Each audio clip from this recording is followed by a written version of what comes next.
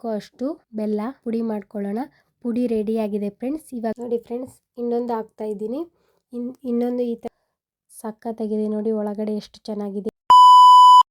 Hello friends, ಎಲ್ಲರೂ ಹೇಗಿದ್ದೀರಾ? ನಾನು ಚೆನ್ನಾಗಿದ್ದೀನಿ. ಇವತ್ತು ನಾನು ಸ್ವೀಟ್ ಪೂರಿ ಮಾಡ್ತಾಯಿದ್ದೀನಿ. ಸ್ವೀಟ್ ಪೂರಿ ಮಾಡೋಕ್ಕೆ ಒಂದು ಬೌಲ್ ಆಗುವಷ್ಟು ಗೋಧಿ ಹಿಟ್ಟು ತಗೊಳ್ತಾ ಇದ್ದೀನಿ.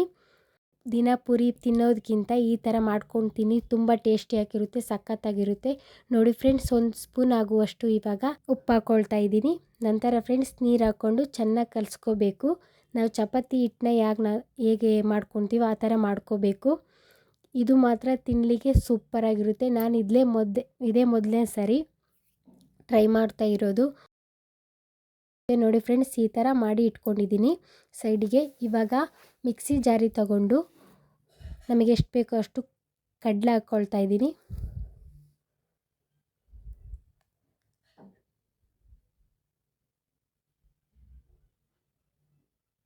ನಂತರ ಫ್ರೆಂಡ್ಸ್, ಒಣದ ಕೊಬ್ಬರಿ, ಜಜ್ಜಿ ಇಟ್ಕೊಂಡಿರೋ ಏಲಕ್ಕಿ ಪುಡಿ ಹಾಕ್ಕೊಳ್ತಾ ಇದ್ದೀನಿ.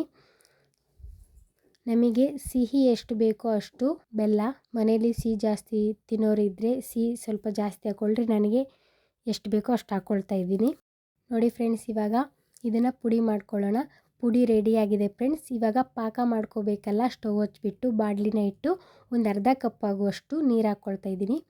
ಚಿಕ್ಕ ಲೋಟದಲ್ಲಿ ತಗೊಳ್ಬೇಕು. ನಂತರ ಫ್ರೆಂಡ್ಸ್, ಬೆಲ್ಲ ಒಂದು ಅರ್ಧ, ಸಿಹಿ ಅದೇ ಹೇಳಿದ್ನಲ್ಲ, ನಮಗೆ ಎಷ್ಟು ಬೇಕೋ ಅಷ್ಟು ಹಾಕ್ಕೊಂಡ್ರೆ ಸಿಹಿ ಮನೇಲಿ ಯಾರು ಜಾಸ್ತಿ ತಿಂತಾರೋ ಜಾಸ್ತಿ ಹಾಕ್ಕೊಳ್ಳಿ. ನಮಗೆ ಎಷ್ಟು ಬೇಕೋ ಅಷ್ಟು ಹಾಕ್ಕೋಬೋದು ಅಂತ ಹೇಳಿದ್ನಲ್ಲ, ಇವಾಗ ಇಷ್ಟು ಹಾಕ್ಕೊಳ್ದಿರಿ ಫ್ರೆಂಡ್ಸ್. ಪಾಕ ಏನು ಬರೋದು ಬೇಕಾಗಿಲ್ಲ ನಮಗೆ. ಈ ಥರ ನೀರಾಗೋವರೆಗೂ ಮಿಕ್ಸ್ ಮಾಡ್ತಾಯಿದ್ದೀನಿ.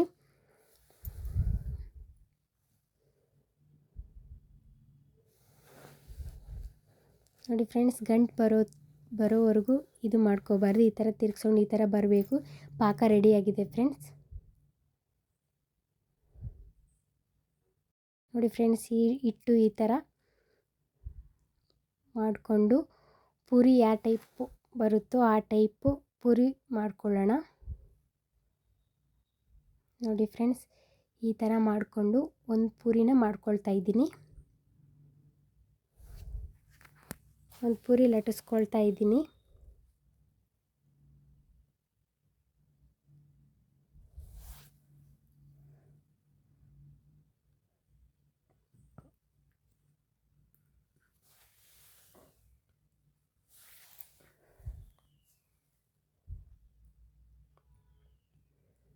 ರೌಂಡ್ ಶೇಪ್ ಬರೋವರೆಗೂ ಲಟ್ಟಿಸ್ಕೋಬೇಕು. ನೋಡಿ ಫ್ರೆಂಡ್ಸ್, ಒಂದು ರೆಡಿ ಮಾಡ್ಕೊಂಡಿದ್ದೀನಿ. ಇವಾಗ ಇನ್ನೊಂದು ಉಳಿ ತೊಗೊಂಡ್ಬಿಟ್ಟು ಲಟ್ಟಿಸ್ಕೊಳ್ತಾ ಇದ್ದೀನಿ.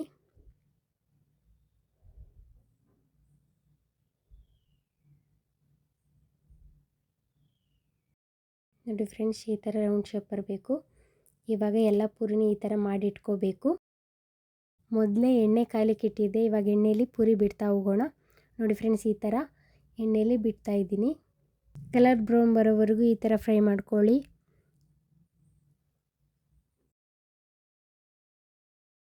ನೋಡಿ, ಮತ್ತೊಂದು ಪೂರಿನ ಹಾಕ್ಕೊಳ್ತಾ ಇದ್ದೀನಿ. ಮತ್ತೊಂದು ಪೂರಿ ಹಾಕ್ಕೊಂಡು ಈ ಥರ ಇದು ಮಾಡ್ಕೋಬೇಕು. ಮನೇಲಿ ಸ್ವೀಟ್ ಯಾರು ತುಂಬ ಇಷ್ಟಪಡ್ತಾರೋ ಈ ಥರ ಮಾಡ್ಕೊಳ್ಳಿ, ತುಂಬ ಇಷ್ಟಪಟ್ಟು ತಿಂತಾರೆ. ನಾನು ನಮ್ಮ ಮನೆಯಲ್ಲಿ ನಮ್ಮ ಅತ್ತೆ, ನಮ್ಮ ಯಜಮಾನ್ರು, ನಮ್ಮ ಮಗಳು, ನಾನು ಇರೋದಷ್ಟೇ.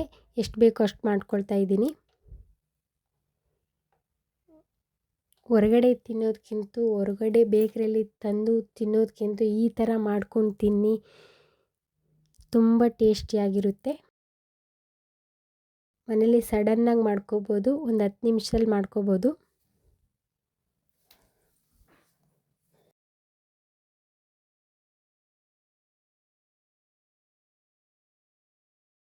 ಗರಿಗರಿಯಾಗಿ ತುಂಬ ಚೆನ್ನಾಗಿ ಬರ್ತಾಯಿದೆ ಪೂರಿ. ನೀವು ಖಂಡಿತ ಟ್ರೈ ಮಾಡಲೇಬೇಕು. ನೋಡಿ ಫ್ರೆಂಡ್ಸ್, ಪಾಕ ರೆಡಿ ಮಾಡಿ ಇಟ್ಕೊಂಡಿದ್ವಲ್ಲ, ಈ ಪಾಕನ ಸ್ವಲ್ಪ ಬಿಸಿ ಇರುವಾಗಲೇ ಈ ಥರ ಇದು ಮಾಡ್ಕೋಬೇಕು. ಈ ಥರ ಎರಡು ಸೈಡು ಅಂಟ್ಕೊಳೋ ಥರ ಈ ಥರ ಮಾಡ್ಕೊಳ್ಳಿ. ನೋಡಿ ಫ್ರೆಂಡ್ಸ್, ಇನ್ನೊಂದು ಹಾಕ್ತಾಯಿದ್ದೀನಿ. ಇನ್ನೊಂದು ಈ ಥರ ಪಾಕದಲ್ಲಿ ಹಾಕಿ ಆ ಪಾಕನ ಫುಲ್ ಪೂರಿ ಒಳಗೆ ಅಂಟ್ಕೊಳೋ ಥರ ಈ ಥರ ಮಾಡ್ಕೊಳ್ಳಿ.